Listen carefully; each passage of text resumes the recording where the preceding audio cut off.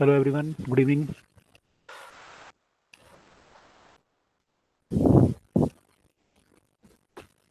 Good afternoon, sir. Good afternoon. Volume आ रही है आप लोगों को? ठीक आ रही है Yes, volume? sir. Sir, okay. और स्क्रीन प्रेजेंट हो रही है? Yes, sir. ओके, चलिए। तो ठीक है, हमने थर्मोडायनेमिक्स स्टार्ट कर लिया था and we were doing the temperature thing. Temperature के बारे में समझा हमने, डिफरेंट स्केल में अगर कन्वर्जन करना है तो क्या क्या उसकी पॉसिबिलिटी बनती है वो हमने देखा। अब आगे नेक्स्ट टॉपिक पे बात करते हैं, वो है थर्मल एक्सपेंशन।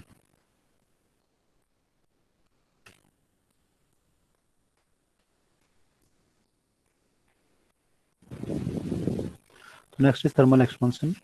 जैसे कल हम बात कर रहे थे कि कोई चीज़ जब हम हीट करते हैं तो यूजुअली वो एक्सपेंड होती है, तो उसको हम बोलते हैं थर्मल एक्सपेंशन। थर्मल एक्सपेंशन जो होता है किसी बॉडी का, वो डिपेंड करता है उसकी डायमेंशन कितनी थी पहले और आपने टेम्परेचर कितना रेज किया। तो if you will raise temperature more तो आपका एक्सपेंशन ज़्यादा होगा, और अगर आप टेम्परेचर रेज कम करेंगे तो एक्सपेंशन कम होगा। सिमिलरली अगर किसी बॉडी की डायमेंशन काफ़ी ज़्यादा है तो उसका जो एक्सपेंशन होगा वो सिग्निफिकेंट होगा। तो बात करते हैं, तीन तरह के एक्सपेंशन हम डिस्कस करते हैं यहाँ पे, 1D 2D और 3D। 1D में we can say linear expansion. कोई बॉडी या तो 1D हो सकती है, 2D हो सकती है, 3D हो सकती है। तो 1D में लीनियर एक्सपेंशन है, या फिर हमारा 2D में बात करें तो एरियल एक्सपेंशन हो सकता है, या बोल सकते हो एरिया एक्सपेंशन या areal expansion. Wait a second.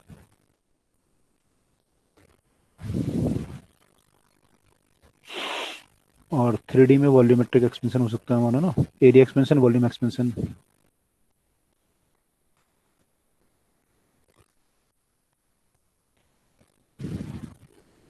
इनको वन बाय वन समझना है हमें।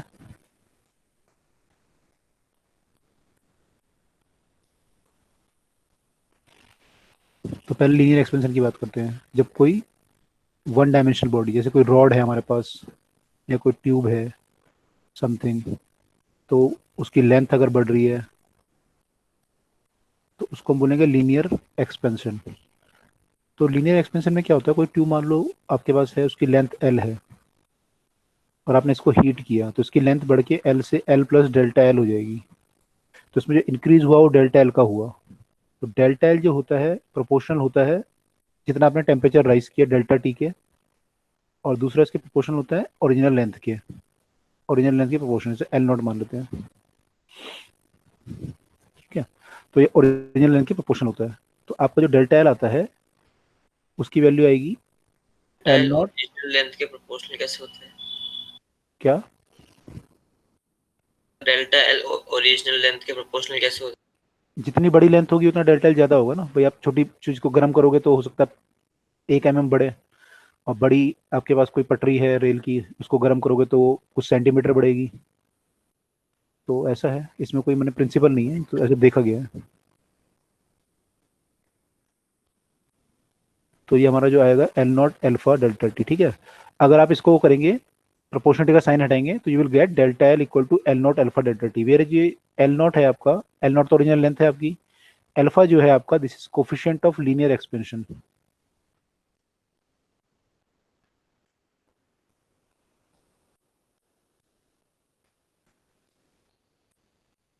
Coefficient of linear expansion. और ये तो पता ही है आपको, रेंज इन टेम्परेचर है, राइज इन टेम्परेचर कितना हुआ है आपका, ये ओरिजिनल लेंथ है या बिफोर द टेम्परेचर राइज है लेंथ। तो आपको जो फॉर्मूला बना वो बना delta L equal to L not alpha delta T. इसको अगर मैं यहाँ पुट करूँ तो you will get that L equal to, जो नई लेंथ हमारी है एल, ये एल डैश एल मान लो, क्योंकि हम पुराने वाले को एल नॉट मान चुके हैं। तो एल आपकी जो है that is equal to L naught plus delta L थी, तो ये हो जाएगी L naught plus L not alpha delta T.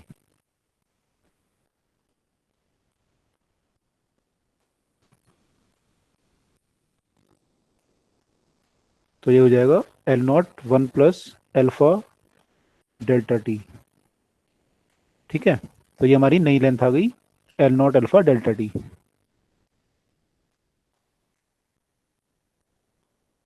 अब जो ये इसमें कोफिशिएंट ऑफ लीनियर एक्सपेंशन आया है, ये मटेरियल की प्रॉपर्टी है और ये डिपेंड करता है कि आपका मटेरियल कौन सा है ना, कॉपर है, आयरन है, सिल्वर है, क्या है। तो अल्फा उस पर डिपेंड करेगा, और एल नॉट और डेल्टा टी तो डिपेंड करता है डायमेंशन क्या है आपकी और अपना टेम्परेचर कितना राइज किया है। तो ये हमारा हुआ लीनियर एक्सपेंशन की बात। सिमिलरली एरियल और वॉल्यूमेट्रिक एक्सपेंशन में सेम चीज़ें होंगी। तो अब बात करते हैं नेक्स्ट एरियल और वॉल्यूमेट्रिक एक्सपेंशन।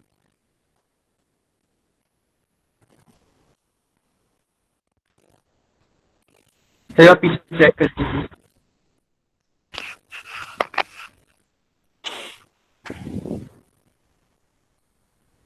यस सर, हो गया।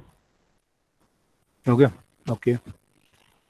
अब बात करते हैं एरिया एक्सपेंशन और वॉल्यूमेट्रिक एक्सपेंशन। तो उसमें भी यही होगा, जो आपका चेंज इन एरिया होगा वो प्रोपोर्शनल होगा ओरिजिनल एरिया के।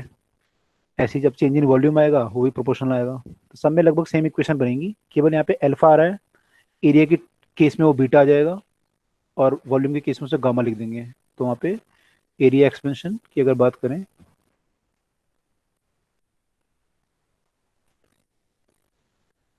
तो आपका एरिया मान लो ए से बढ़ के ए नॉट से बढ़ के ए नॉट प्लस डेल्टा ए हो गया गर्म करने पे। तो अगेन जो डेल्टा ए होगा it will be equal to, वही प्रोपोर्शनल आएगा तो फिर ये बन जाएगा A naught beta delta T. तो ये बन जाएगा आपका A naught plus A naught beta delta T. और नया एरिया ए नॉट आप कॉमन ले लोगे तो 1 plus beta delta T, this is your new area. And here beta is coefficient of areal expansion या area expansion.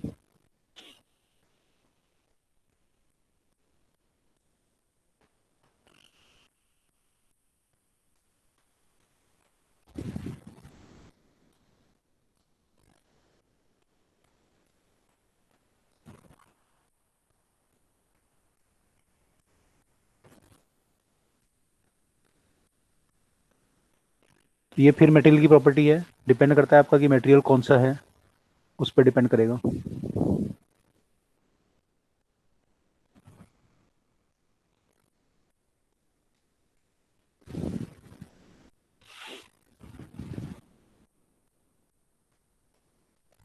Similarly volume expansion, तो यहाँ भी बोलिए। सर जो एरिया होता है वो स्केलर क्वांटिटी होती है वेक्टर क्वांटिटी? यहाँ पे जो हम ले रहे हैं स्केलर की बात कर रहे हैं, वैसे वेक्टर होता है एरिया। सर तो पता कैसे चलता है कि वेक्टर कहाँ पे लेना है, लेना है? जहाँ पे मान लो हमें एरिया का डॉट प्रोडक्ट करना है कोई, या क्रॉस प्रोडक्ट करना है कहीं पे, तो वहाँ पे उसे Yes. वेक्टर वेक्टर की फॉर्म में लेना पड़ेगा, तो फिर नॉर्मल कंसिडर करना पड़ेगा उस पर एक। तो जहाँ पे मान लो वेक्टर हमें डॉट प्रोडक्ट वगैरह नहीं करना है, जैसे मान लो यहाँ पे हमारी कैलकुलेशन है, यहाँ पे कोई डॉट प्रोडक्ट वगैरह की जरूरत नहीं है, यहाँ पे केवल मैग्नीट्यूड की जरूरत है। Yes sir. As a scalar treat कर रहे हैं उसे भी, है ना। Yes sir. तो जहाँ पे आपकी फ्लक्स की बात आएगी, मैग्नेटिक फ्लक्स, इलेक्ट्रिक फ्लक्स या कोई और चीज आएगी, वहाँ पे हम उसे एरिया की तरह ट्रीट करेंगे फिर। Okay sir. ओके, तो V naught plus delta V आ जाएगा। अगेन आपका जो डेल्टा वी होगा वो हो जाएगा V naught gamma delta T. तो आपका ये बन जाएगा V naught plus V naught gamma delta T, sorry gamma delta T, V naught common, तो ये बन जाएगा 1 plus gamma delta. Sir yes, आपने दोनों साइड वी नोट लिखा है और एरिया में भी दोनों साइड ए नोट लिखा है। एक तरफ ए आना चाहिए और एक तरफ वी आना चाहिए।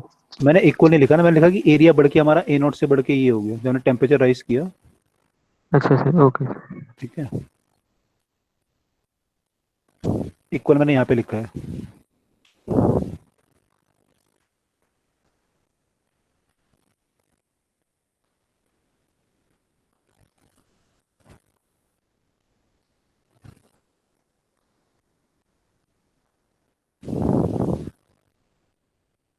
ठीक है, तो सिंपल है सारा, इसमें कोई टफ चीज नहीं है, बड़ी इजी है।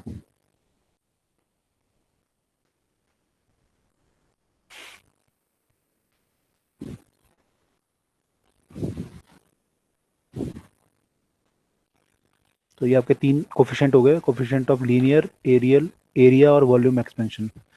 अब इन तीनों में क्या रिलेशन होता है? Let us try to find the relation between these two.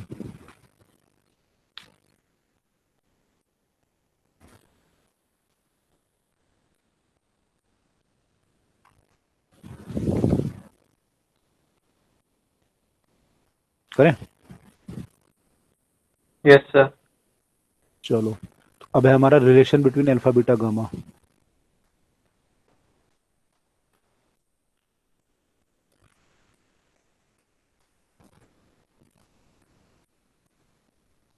तो मैं एक रिलेशन निकाल लेता हूँ गामा और अल्फा का, तो बीटा और अल्फा का आप निकाल लोगे इजीली, तो आपको तीनों का पता चल जाएगा। देखो कैसे निकालते हैं। मान लीजिए आप बोल रहे थे कि किसी का, आप एक क्यूब ले लो, है ना, एक मान लो क्यूब ले लें या हम क्यूबॉइड ले लें या कुछ भी ले लें, मान लो क्यूब ही ले लेते हैं एल बाई एल का।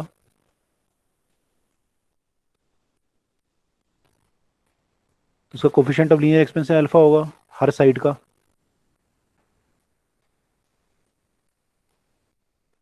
ठीक है, और वॉल्यूम एक्सपेंशन गामा होगा। अब देखो, जब हम वॉल्यूम को एक्सपेंड करेंगे तो हम क्या लिखेंगे? हम लिखेंगे कि हमारा जो वॉल्यूम है V equal to V naught one plus gamma delta T, ये लिखते हैं हम लोग, ठीक। अब अगर मैं L की बात करूं तो L हमारा जब टेम्परेचर आपने बढ़ाया होगा तो L हमारा बढ़ के क्या हो गया होगा? L हमारा बढ़ के हो गया होगा, L नॉट मान लेता हूँ पहले मैं कि L नॉट था, या L मान लो जो भी है, ये हो जाएगा L not one plus alpha delta T. इस क्यूब की हर लेंथ कितनी बड़ी होगी? तो अगर मैं इसका वॉल्यूम निकालूँ अब नया वाला वॉल्यूम, तो ये कितना आना चाहिए? ये आना चाहिए L not one plus alpha delta T का whole cube.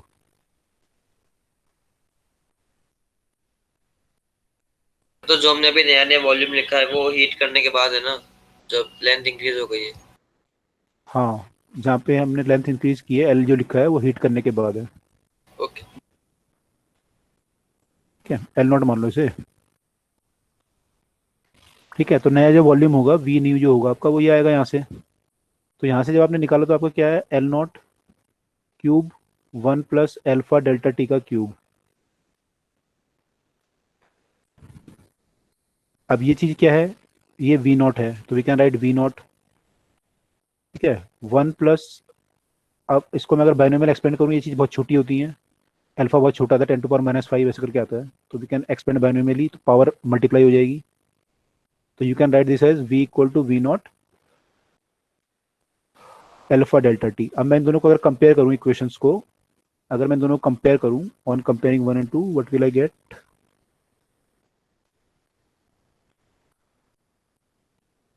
I get that gamma equal to 3 alpha, ठीक है, गामा इक्वल टू 3 अल्फा। तो यहाँ से मुझे पता चलता है इनमें रिलेशन कि जो गामा होता है मेरा वो 3 अल्फा होता है। तो जितनी डायमेंशन होंगी उस हिसाब से हो जाएगा बस। अगर 3 डायमेंशन यहाँ पे तो 3 अल्फा हो गया। ऐसे जब आप एरियल के केस में करोगे तो आप एरियल स्क्वायर तो 2 अल्फा आ जाए। तो similarly you can find that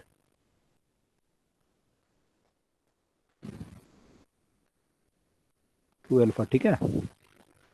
paper में आएगा तो करके बताना उसे, टीचर को करके लिखना अपने टीचर को, नहीं तो ऐसे लिख देना सिमिलरली, टीचर काट देंगे आपके नंबर। वहां मत लिखना सिमिलरली, वहां पर उनको करके दिखाना कि देखो एरिया ऐसे से होता है, ऐसे से होता है, 2-4 लाइन लिख देना। चलो, तो similarly beta equal to 2 alpha. तो इनमें भी आपस में अल्फा अगर इसमें रिलेशन निकालना चाहो बीटा गामा में तो वो भी निकल जाएगा इससे, ठीक है। तो कुल मिला के ये चीज़ आई यहाँ पे। तो आई होप यहाँ तक सबको क्लियर है, बहुत इजी चीज़ थी,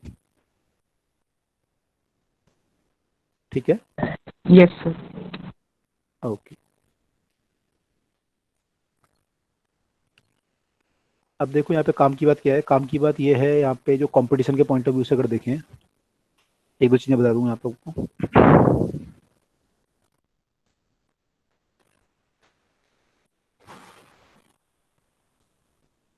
एक तो जैसे आपका ये एरिया एक्सपेंड हो रहा है, ठीक है। कई बार ऐसा क्वेश्चन पूछता है, मान लो कि एक प्लेट है, अब प्लेट में कोई होल है, होल का एरिया इनिशियली ए है, तो जब प्लेट को गर्म करोगे तो होल का एरिया क्या होगा? तो जब आप प्लेट को गर्म करोगे तो होल का एरिया भी बढ़ता है, होल का एरिया भी बढ़ता है, माने एरिया ऐसे बिहेव करता है ये होल, जैसे कि यहाँ पे बिल्कुल एक प्लेट हो, जैसे प्लेट का एरिया बढ़ना चाहिए था इसका, तो ऐसे ही इस होल का भी एरिया बढ़ता है। तो अगर आप इसका टेम्परेचर बढ़ाओगे तो योर एरिया विल इंक्रीज। ठीक है, तो होल का एरिया विल ऑल्सो इंक्रीज।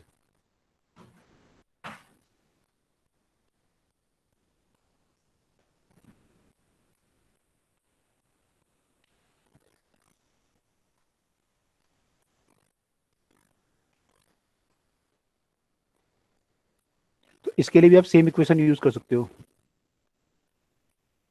इसके लिए आप सेम इक्वेशन यूज कर सकते हो कि A equal to A naught plus, मान लो ये ए नॉट है, 1 प्लस बीटा डेल्टा टी। तो अगर इसका एरिया वगैरह निकालने को बोलता है तो you can use the same equation. अगर इसकी रेडियस निकालने को पूछता है, you can write that radius equal to R naught 1 plus alpha delta T, है ना। तो बच्चे कंफ्यूज हो जाते हैं कि प्लेट को गर्म करेंगे तो प्लेट अंदर को बढ़ेगी तो होल की साइज कम हो जाएगा। ऐसा नहीं होता, प्लेट जो बढ़ती है तो होल का साइज भी बढ़ना शुरू होता है, तो ये सेम आता है। तो इस केस में hole size will also increase. ठीक है, सिमिलरली यहाँ पे अगर मान लो कोई स्फीयर है और इसमें कोई कैविटी है, तो अगर आप इसे गर्म करोगे स्फीयर को, तो on heating cavity size will also increase.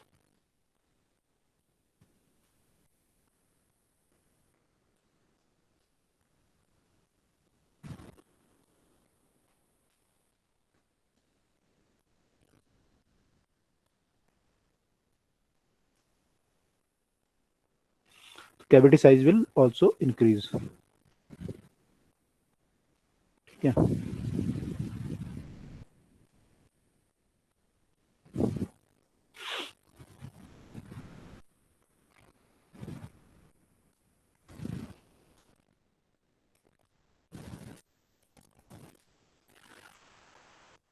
यहाँ पे जो आपने रिलेशन निकाला है ये गामा इक्वल टू 3 अल्फा, आपने ये माना कि तीनों साइड का coefficient of expansion was alpha alpha alpha. अगर मान लो ये अलग होता, मान लो ये अल्फा 1 होता और ये अल्फा 2 होता और ये अल्फा 2 होता, तब क्या आता आंसर?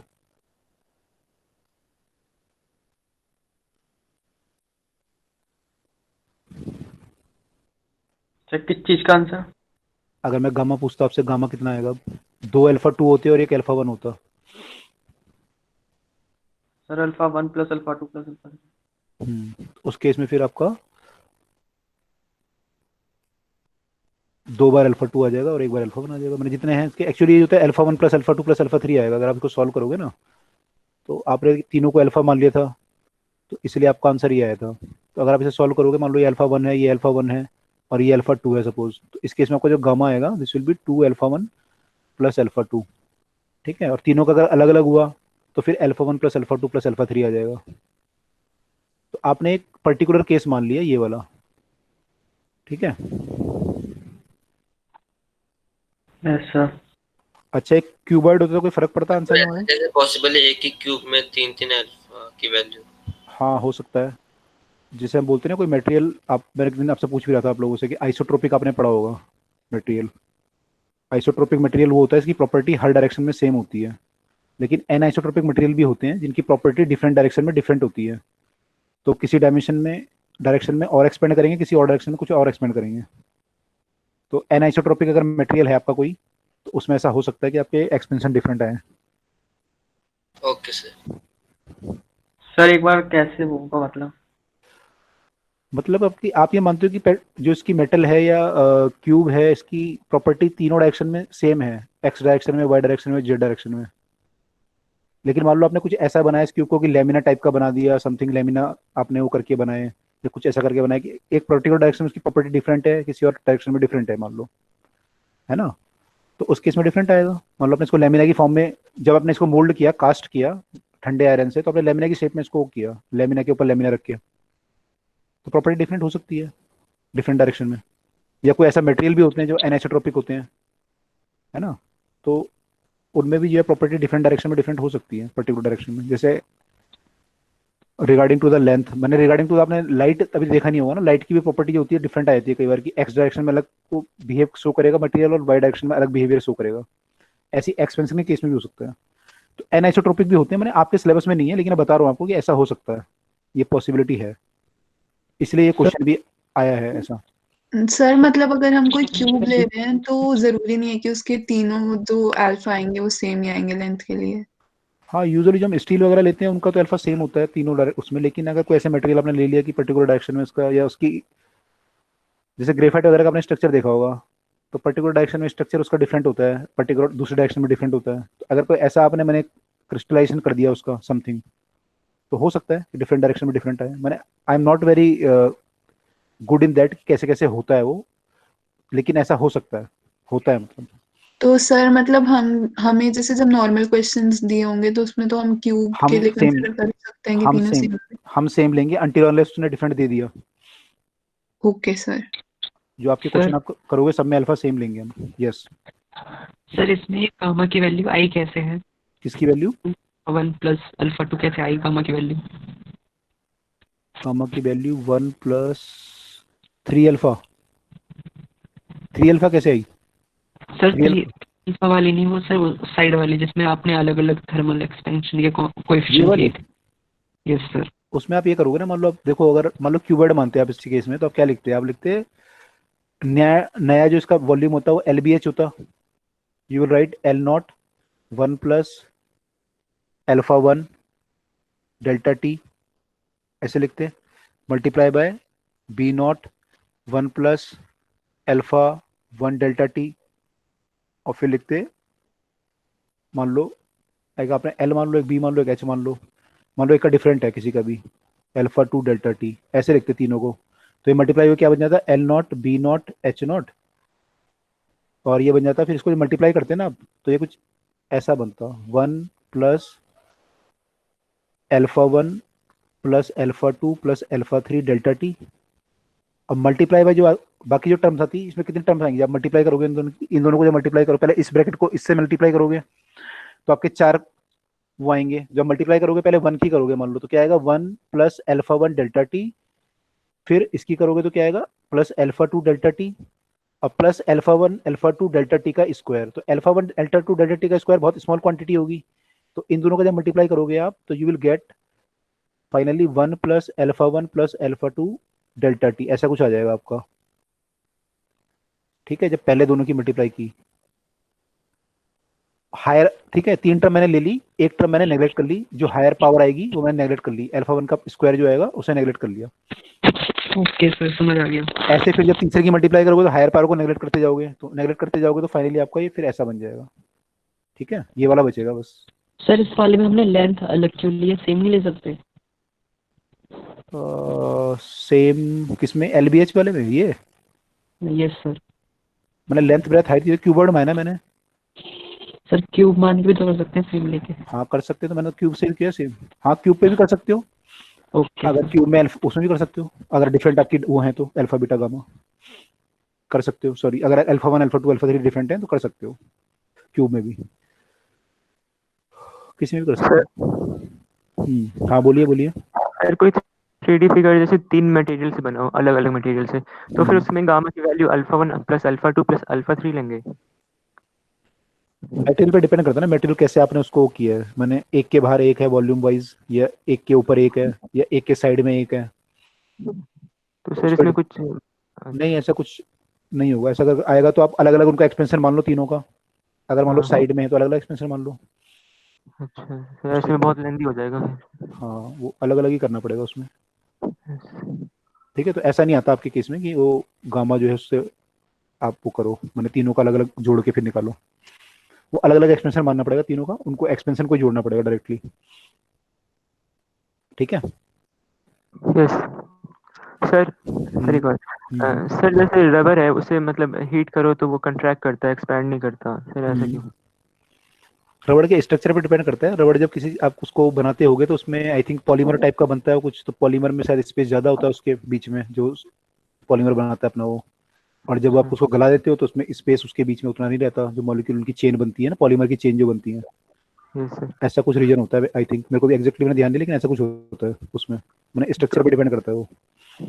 जैसे ओके आइस और वाटर में हम बात करते हैं तो आइस आपकी हल्की होती है, वाटर भारी, उसमें भी रीजन ये होता है, उसका जो ज्योमेट्री होती है वो डिफरेंट होती है वाटर की वहाँ पे। तो सर इनमें जैसे इनमें हमने पढ़ा था लीनियर एक्सपेंशन एरियल एक्सपेंशन, तो उसमें हम्म, लीनियर कंट्रैक्शन हो जाएगा ऐसे में तो। उसमें बोलेंगे alpha is negative, yes sir. Alpha negative हो जाएगा उस केस में। Yes sir. ठीक है, ओके। Okay sir.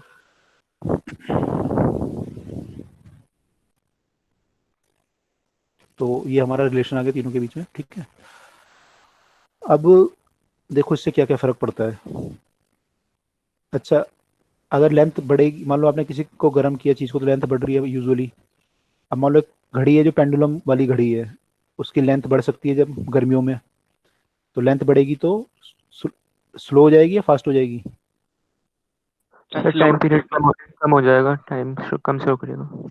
कम शो करेगा, है ना, डिले शो करेगा आपको। जैसे अभी 4:30 बज रहे हैं, 5 बज रहे हैं, तो आपको शो करेगा कि अभी 4:45 बज रहे हैं। तो क्योंकि लेंथ बढ़ गई और टाइम पीरियड आपका होता है 2π√L/g, तो टाइम पीरियड बढ़ जाएगा, तो घड़ी आपकी स्लो हो सकती है। ठीक है। अच्छा, और क्या हो सकता है? कल हम बात कर रहे थे थर्मल स्ट्रेस की। तो जो थर्मल स्ट्रेस होगा वो हमने देखा था कि कोई चीज़ अगर आप गर्म कर रहे हो लेकिन आप उसे एक्सपेंड नहीं होने दे रहे, तो वो थर्मल स्ट्रेस शो करेगा। जो आपने अभी केस पढ़े उसमें आपने एक्सपेंड होने दिया उन्हें फ्रीली, तो उनकी लेंथ L0 से बढ़ के कुछ L हो गई। लेकिन अगर आप उसको एक्सपेंड ना होने दो, किसी आप सपोर्ट के बीच में से फिक्स कर दो, तो फिर क्या होगा उस केस में? आपका थर्मल स्ट्रेस डेवलप हो जाएंगे। तो उसकी हमें वैल्यू निकालनी है थर्मल स्ट्रेस की। तो आप लोग स्ट्रेस ऑलरेडी पढ़ चुके हो, थर्मल स्ट्रेस हमने डिस्कस नहीं किया था, लेकिन स्ट्रेस पढ़ चुके हो आप लोग, तो वहाँ से आपको आइडिया होगा, यंग मॉडुलस से रिलेटेड होगा। तो क्या होगा इस केस में? मान लो कोई रॉड है और वो दो सपोर्ट के बीच में फिक्स है, और इसकी ओरिजिनल लेंथ L0 है, आपने इसे दो सपोर्ट के बीच में फंसा के रखा हुआ है। ठीक है, ये इसकी अब नेचुरल मैंने लेंथ है, कोई अभी कोई स्ट्रेस नहीं है, जीरो स्ट्रेस है। अब आपने इसे हीट किया, आपने इसका टेम्परेचर बढ़ाया ΔT, तो इसका लेंथ बढ़ के जो है, ΔT टेम्परेचर बढ़ाओगे तो इसका लेंथ बढ़ के जो है L हो जाएगा, यानी L0 प्लस अल्फा ΔT हो जाएगा, 1 प्लस अल्फा ΔT। तो इसकी जो लेंथ बढ़ी वो बढ़नी चाहिए थी, लेकिन आपने बढ़ने नहीं दी। इसकी लेंथ एक्चुअली इतनी बढ़नी चाहिए थी, इतनी, तो इसको ऐसा होना चाहिए था, लेकिन आपने उसको बढ़ने नहीं दिया। तो आपने उसको जो है दीवार के सारे उसको बढ़ने नहीं दिया। तो आप ये मान सकते हो कि इस दीवार ने उस पर फोर्स लगाया, जिसके कारण उसकी लेंथ इससे घट के इतनी हो गई, इससे घट के इतनी हो गई। ये मान सकते हो आप कि दीवार के फोर्स के कारण उसकी लेंथ जो इतनी होनी चाहिए थी उतनी ना होके उससे घट के इतनी हो गई। तो इतनी लेंथ आपने उसकी कम कर दी, L0 अल्फा ΔT लेंथ आपने उसकी कम कर दी। तो यार दीवार ने जो फोर्स लगाया वो हमें निकालना है मान लो, और मैं अगर फोर्स बाय एरिया करूंगा ये वाला, तो मेरा स्ट्रेस आ जाएगा। अब आपको पता है कैसे निकालते हैं? यंग मॉडुलस से हम लिखते हैं,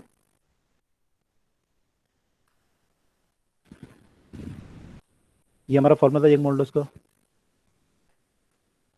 तो हमारा जो फोर्स आता है, जैसे क्या आया था, YA ΔL/L, this is my force.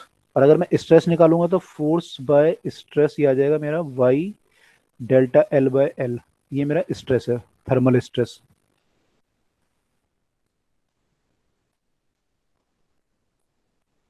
अब ΔL कितना कम किया आपने? आपने इतना कम किया है, तो I can put here L alpha ΔT, तो ये कट के ये आ गया। तो आपका थर्मल स्ट्रेस जो आया, थर्मल स्ट्रेस जो आपका आया वो आया Y alpha ΔT, this is your thermal stress. इतना थर्मल स्ट्रेस, इतना थर्मल स्ट्रेस रॉड में डेवलप हो जाता है when you heat it by temperature ΔT। इतना एक बार थर्मल फिर से बता दो नेटवर्क इशू। डेवलप हो जाता है। मैंने ये बताया कि रॉड है और रॉड का लेंथ ओरिजिनल L0 था, आपने इसे गर्म किया तो इसका लेंथ इतना होना चाहिए था, लेकिन इसका लेंथ इतना नहीं हुआ क्योंकि आपने यहाँ फिक्स कर रखा था। आप ये मान सकते हो कि दीवार ने इस पर फोर्स लगाया, है ना, जैसे जैसे आप इसे गर्म करते जाओगे दीवार का फोर्स बढ़ता जाएगा, वो इसकी लेंथ को बढ़ने नहीं दे रहा। तो आप ये मान सकते हो कि दीवार ने जो फोर्स लगाया उसने इसकी लेंथ को इतना कम कर दिया, L0 अल्फा ΔT, जो बढ़नी चाहिए थी लेंथ उसको बढ़ने नहीं दिया। तो मैंने यंग मॉडुलस की डेफिनेशन लिखी जो मैंने पढ़ी थी, उससे मैंने फोर्स लिखा। अब force by per unit area मेरा जो स्ट्रेस होता है वो इतना आया, अब मैंने यहाँ पे एल की वैल्यू पुट की, डेल्टा एल कितना कम किया मैंने, इतना कम किया, जो मेरा थर्मल स्ट्रेस लगा उसने एल को इतना कम किया, कितना, एल अल्फा डेल्टा टी, वो पुट कर दिया, बस सॉल्व होके ही आ गया। ठीक है,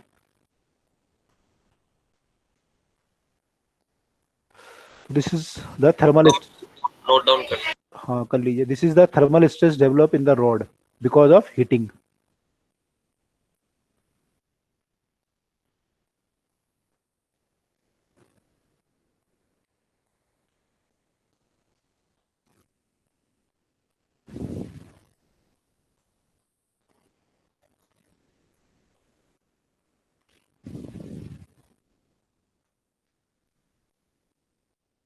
gamma directly proportional to delta T, ये कैसा है, L proportional delta T by L. कहाँ पे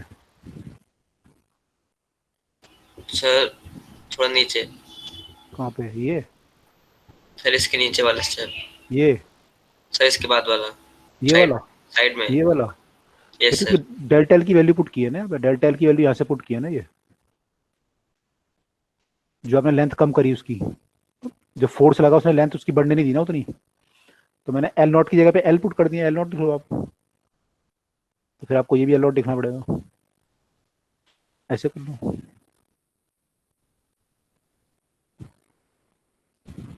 जो आपने वहाँ पे लिखा है एल नॉट डायरेक्टली प्रोपोर्शनल, अच्छा एल नॉट अल्फा है, अल्फा डेल्टा टी है ना वो, प्रोपोर्शनल नहीं है, L not alpha delta T. ठीक है, sir 2 minute note down, 2 minute.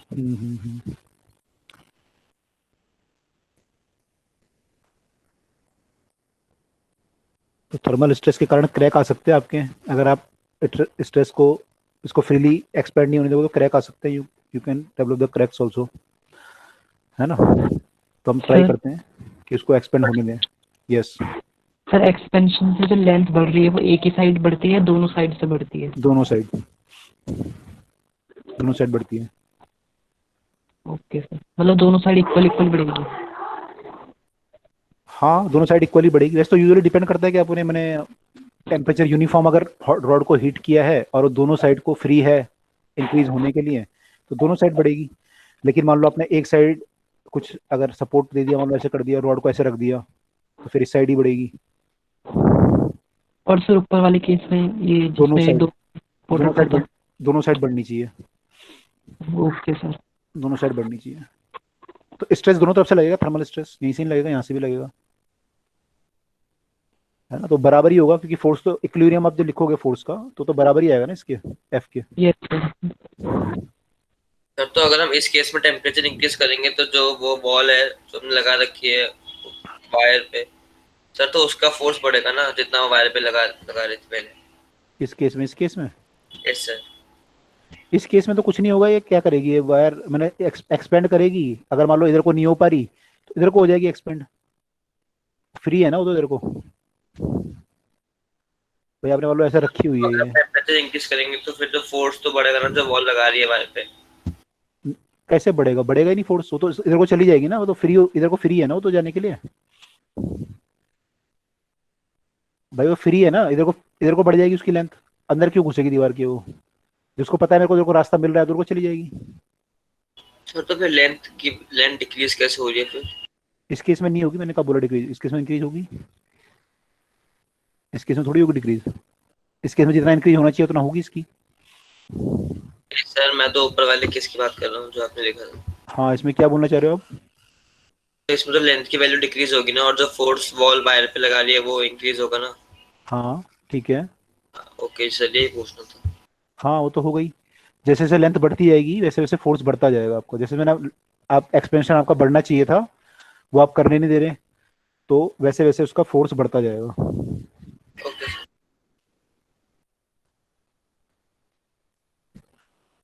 Okay, अगर हम टाइम पीरियड वाला पेंडुलम की बात करें, जब टाइम पीरियड ऑफ पेंडुलम, तो उसमें क्या लिखोगे, उसमें हमारा जो है अगर हम निकालना चाहें कोई डेरिवेशन, तो टाइम पीरियड मान लो टी आपका जो था वो 2π√L/g था, L0/g, ये टी नॉट है मान लो, और जो नया वाला टी हो जाएगा गर्म करने के बाद वो हो जाएगा 2π√L0 1 + α डेल्टा टी, या डेल्टा थीटा लिख देता हूँ मैं, तो कंफ्यूजन हो जाएगा टाइम पीरियड और टेम्परेचर दोनों में। इसको ऐसे कर लेते हैं, इसको मैं लिख देता हूँ अब 2 pi root L naught by g into root of 1 plus alpha delta theta. और ये चीज़ मेरी क्या है, ये टी नॉट है, मेरा आ गया T equal to T naught bracket में 1 प्लस एल्फा डेल्टा थीटा की पावर 1/2। अब यहाँ लगा लो बाइनोमियल एक्सपेंशन, तो बन जाएगा T not 1 plus alpha delta theta by 2। ये आपका टाइम पीरियड आ गया नया वाला, तो टाइम पीरियड ज़्यादा आ रहा है आपका।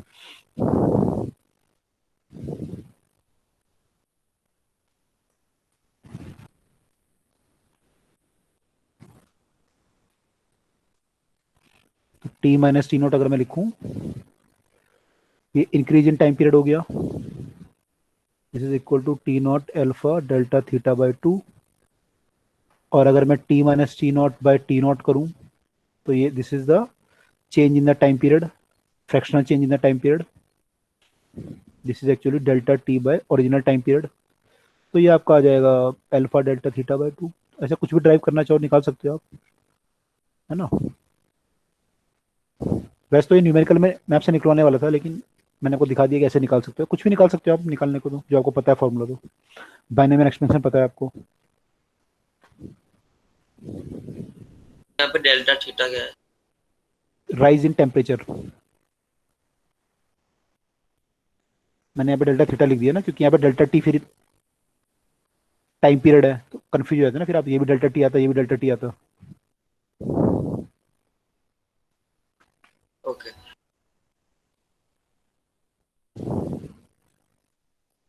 तो जो आपने ऊपर लिखा T naught equals to 2 pi square root L naught by G, वो टेम्परेचर है ना टी नॉट में?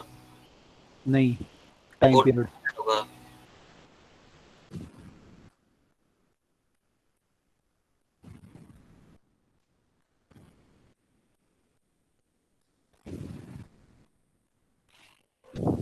ऐसा है, ठीक है। ओके, सर आपने एंड में फ्रैक्शनल डिक्रीज इन टाइम निकाला। हाँ, fractional decrease in the fractional increase in the time period, अच्छा हाँ, इंक्रीज हो अच्छा। इंक्रीज होगा ना। अगर परसेंटेज में पूछेगा तो 100 से मल्टीप्लाई कर दोगे, परसेंटेज में आ जाएगा। सर यस, सर इसका कोई करेक्शन नहीं है, जैसे कभी टाइम ज़्यादा शो करेगा कभी कम शो करेगा ऐसे में तो? हाँ करेगा, अगर ये पेंडुलम पे बेस्ड होगी तो। अब तो पेंडुलम पे बेस्ड कहाँ आती हैं घड़ियाँ, अच्छा यस सर, अब पहले तो ऐसा ही पहले सेल ऐसे ही पे, होता। हाँ पेंडुलम पे जब आती होंगी तो उसमें प्रॉब्लम आती होगी। अच्छा सर, अब तो जो पेंडुलम भी चलता है घड़ी में, वो सेल से चलता है, मैंने उससे घड़ी नहीं चलती, वो तो बस केवल दिखाने के लिए होता है, डिजाइन शो होता है, उससे घड़ी थोड़ी चलती है पेंडुलम से। Yes sir.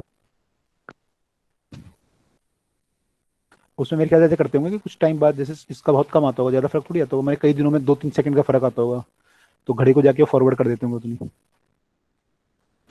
मैच करा देते होंगे घड़ी को, टाइम को।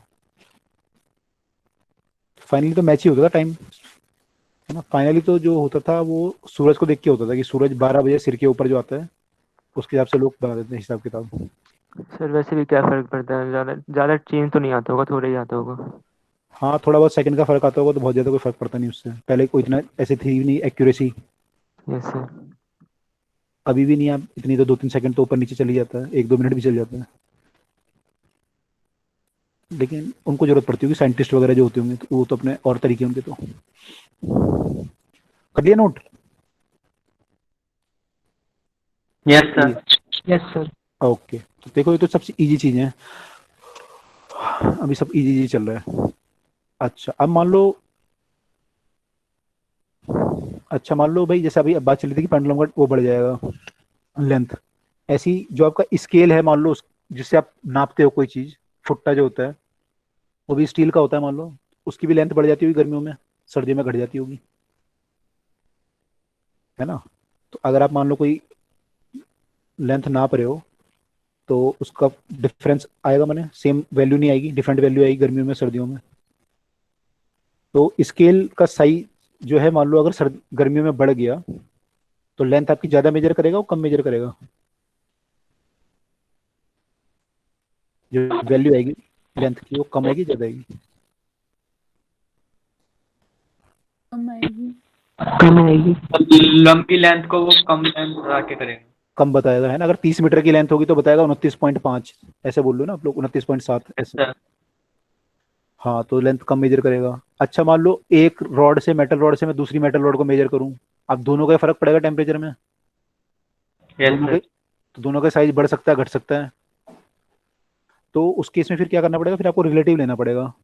जो आप लोगे अल्फा वगैरह, वो आपको क्या करना पड़ेगा, रिलेटिव, यानी माइनस करना पड़ेगा एक दूसरे का, उससे फिर आप बता पाओगे कि एक्चुअल लेंथ कितनी है। ठीक है, तो इसको देखेंगे अभी जब थोड़ी देर में क्वेश्चंस करेंगे। आई मैं जो बात कर रहा हूँ आपको, इसको थोड़ा और आगे करें तो वॉल्यूम। अगर मान लो जैसे मानो किसी बीकर में पानी भरा हुआ है और मैंने बीकर को गर्म किया, तो बीकर का साइज भी बढ़ता होगा, पानी का भी बढ़ता होगा वॉल्यूम, तो है ना। तो अब जो है वो बीकर से बाहर गिर सकता है। मान लो फुल भरा होता है पहले वो बीकर, तो अब वो बाहर गिर सकता है अगर पानी का साइज ज्यादा बढ़ रहा होगा बीकर के मुकाबले, यस सर। बाहर गिर जाएगा। अगर मान लो बीकर का साइज ज्यादा बढ़ा तो क्या होगा, तो फिर सर नीचे गिरेगा, उससे थोड़ा आएगा। नीचे लेवल डाउन हो जाएगा। पानी का यस साइज नीचे जाएगा। हाँ, लेवल डाउन हो जाएगा। तो इस केस में जो हमारा एक्सपेंशन है पानी का, या हम मेजर कर रहे हैं मान लो बीकर के रिस्पेक्ट में, दो तरह का एक्सपेंशन है। एक तो रियल एक्सपेंशन क्या हो रहा है और एक एपरेंट एक्सपेंशन क्या हो रहा है। मैंने एपरेंट मतलब कि विद रिस्पेक्ट टू बीकर क्या हो रहा है ना। तो रियल और एपरेंट है। तो आपको जो दिखता है एक्चुअली जो एक्सपेंशन उसमें दिख रहा है, मान लो बीकर में रीडिंग है कोई मार्क, आप बीकर में मार्क बना के रखते हो ना, 10 ml, 20 ml, 30 ml, 40 ml, 50 ml। ठीक है, और आपने बीकर को किया और उसकी रीडिंग कुछ आ गई, मान लो पहले 55 ml थी, अब 50 ml, मान लो पहले 50 थी अब 55 आ गई सपोज, पानी यहाँ तक आ गया। तो ये इसका एक्सपेंशन जो अगर आएगा 50 से बढ़ के 55 ml, वो क्या है, रियल एक्सपेंशन है 5 ml का या एपरेंट एक्सपेंशन है? रियल है सर। बीकर भी तो गर्म हुआ होगा, लेकिन अपरेंट होगा ना, बीकर के रिस्पेक्ट में आएगा। बीकर की रीडिंग तो चेंज होंगी या ऊपर नीचे नहीं मूव करेंगी जब बीकर गर्म होगा तो ये जो 5 बट ml आपने ये कहा था ना कि वो केवल वाटर ही हुआ है, बीटा के तो बाकी नहीं है। नहीं, मैंने कहा हाँ, मैं कह रहा हूँ बीकर को गर्म किया, मान लो बीकर में पानी है, तो फिर बीकर को, सर अपरेंट होगा क्योंकि दोनों की चेंज होंगे। तो this 5 ml will be the apparent expansion.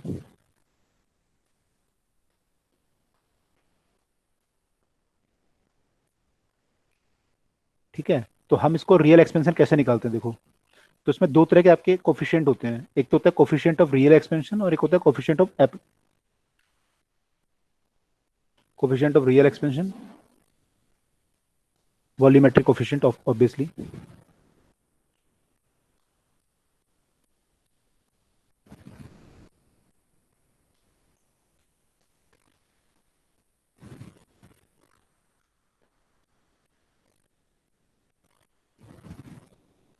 और एक होता है आपका एपरेंट।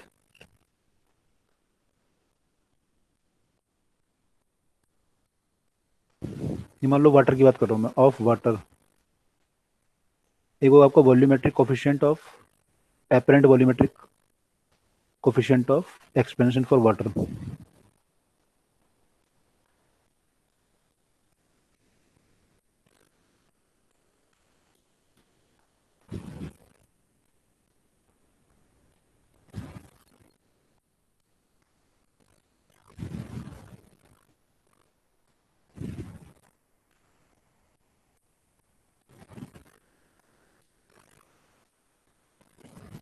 और एक होगा आपका गामा ऑफ द ग्लास। ठीक है, यहाँ पर रिलेशन क्या आएगा कि जो गामा एपेरेंट होगा वो होगा गामा रियल, जो वाटर का हुआ होगा एक्सपेंशन, माइनस जो ग्लास का हुआ होगा उतना कम हो जाएगा।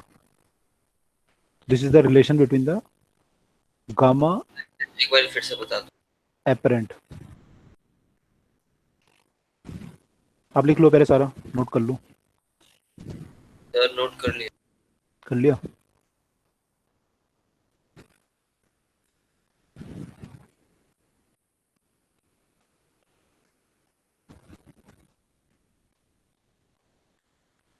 ये बात समझ में आ गई इसमें, जो ये वाली बात समझ में आई थी तो भाई बीकर को अगर गर्म करेंगे और ग्लास को गर्म करेंगे तो दोनों एक्सपेंड करेंगे, तो पानी बाहर भी गिर सकता है और नीचे भी जा सकता है। हाँ सर, वो तो समझ आया। ये समझ में आ गया, ठीक है। तो ये समझ में आ गया था 5 ml जो हमारा यहाँ पे है, ये एक्चुअली एपरेंट एक्सपेंशन है, यस सर। क्योंकि यहाँ पे गिलास भी फैल रहा है, पानी भी फैल रहा है, तो 5 ml आपको जो दिख रहा है यहाँ पे वो एपरेंट दिख रहा है, आपको एक्चुअल नहीं दिख रहा। एक्चुअली हो सकता है गिलास पानी कितना फैला हो सकता है 7 ml उसका वॉल्यूम बड़ा हो, लेकिन बीकर का भी 2 ml बढ़ गया, तो आपको फाइनली क्या दिखा कि 5 ml ही बढ़ा। तो ये क्या था, ये रियल एक्सपेंशन था पानी में, और ये बीकर का एक्सपेंशन था। तो कैसे बढ़ सकता है हीट से कौन चेंज? कौन पानी? जैसे कि यहाँ पे 5 ml है ना एपरेंट एक्सपेंशन, तो हाँ हाँ, एपरेंट कैसे है, मतलब बीकर का वॉल्यूम कैसे चेंज हो गया? बीकर का वॉल्यूम तो गर्म करोगे तो वॉल्यूम चेंज नहीं होगा उसका, बीकर का। बीकर को आप गर्म करोगे तो वॉल्यूम चेंज नहीं होता, ग्लास है ना वो फैलेगा ना, तो वॉल्यूम चेंज होगा। तो आपको जो यहाँ पे रीडिंग में दिख रहा है एक्चुअली, ये रीडिंग जो आपको दिख रही है ये तो आपको एपरेंट दिख रही है, क्योंकि ग्लास भी फैल रहा है, पानी भी फैल रहा है, तो ये जो रीडिंग आएगी ये एपरेंट रीडिंग है आपके लिए, ठीक है। तो अगर आपको ये दिख रहा है यहाँ पे कि 50 ml से 55 ml हो गया, तो ये एपरेंट रीडिंग आ रही है आपकी, एपरेंट एक्सपेंशन है ये। तो 5 ml का जो एक्सपेंशन हुआ ये एपरेंट है। हो सकता है पानी 7 ml फैला हो, लेकिन 2 ml क्योंकि बीकर भी फैल गया, तो आपको रीडिंग केवल 5 मिली।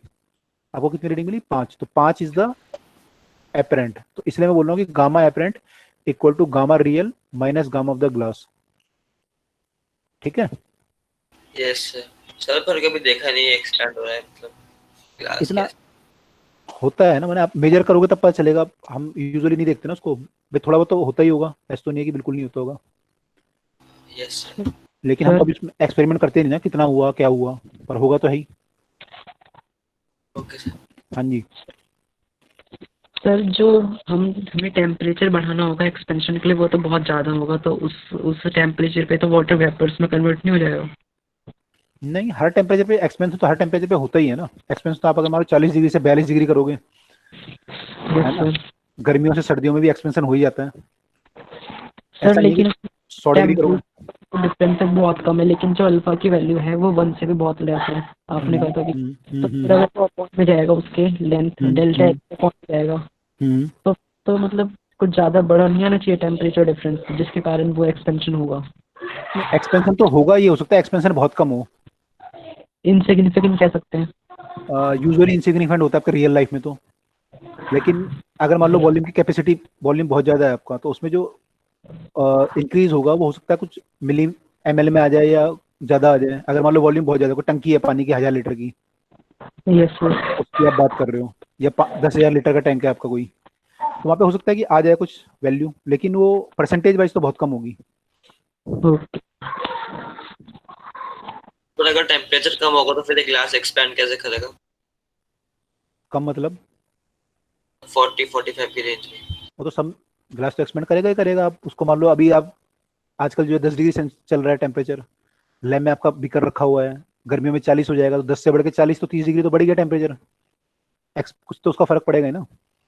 अच्छा, ओके। बीकर जो होगा वो जो कैलिब्रेट जो किया गया होगा, इसकी कैलिब्रेशन जो होगी वो किसी पर्टिकुलर टेम्परेचर के लिए कैलिब्रेट किया गया होगा।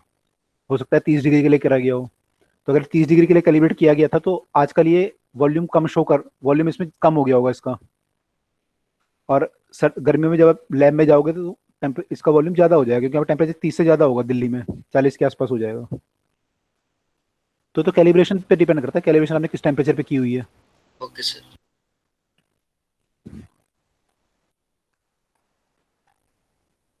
ठीक है। तो this is the expansion of the liquid. तो जब ऐसा केस आएगा हमारा तो उसमें ये करेंगे। अच्छा, जो वाटर का एक्सपेंशन होता है वो एनोमलस बिहेवियर शो करता है। आपने देखा होगा जो वाटर एक्सपेंड करता है, कल हम बात कर रहे थे कि वाटर की जो डेंसिटी होती है,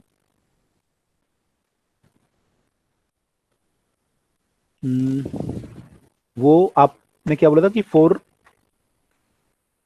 डिग्री सेल्सियस पे क्या होती है, मैक्सिमम होती है ना।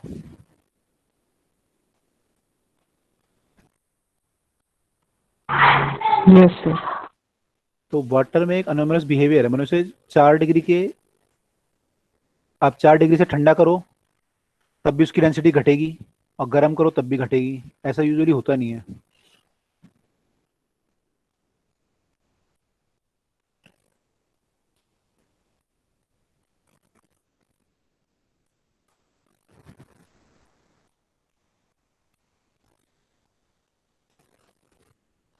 तो वाटर का जो, अगर आप देखोगे वाटर की जो डेंसिटी होती है, दिस इज, अगर आप डेंसिटी वर्सेस टेम्परेचर का ग्राफ बनाओगे इसका, तो कुछ ऐसा बनता है। इसकी डेंसिटी यहाँ पे मैक्सिमम होती है। ये टेम्परेचर हमारा होता है, दिस इज 4 डिग्री सेल्सियस, ये मान लो 0 डिग्री सेल्सियस है, ठीक है। तो इसकी डेंसिटी जो है मैक्सिमम, तो यहाँ पे एनोमलस बिहेवियर शो करता है कि इससे इस तरफ और इस तरफ दोनों तरफ डेंसिटी ज़्यादा होती है। अगर आप वॉल्यूम की बात करो तो उल्टा ग्राफ बन जाएगा वाटर के। अगर वॉल्यूम की आप ग्राफ बनाओगे तो कुछ ऐसा बनेगा टेम्परेचर के साथ। तो इसका वॉल्यूम जो है इस साइड भी बढ़ रहा है और इस साइड भी बढ़ रहा है, चाहे आप गर्म कर रहे हो चाहे ठंडा कर रहे हो, दोनों साइड वॉल्यूम बढ़ रहा है। तो this is known as anomalous behaviour of the water. तो पर्टिकुलर इसके उसके कारण होता है जो उसमें बॉन्डिंग वगैरह होती है वाटर में, उस पर डिपेंड करता है ये।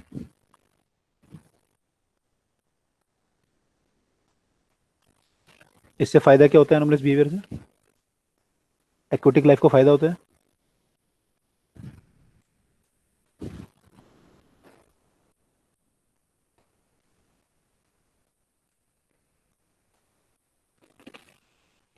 एक्वेटिक लाइफ को फायदा होता नहीं होता? Yes sir.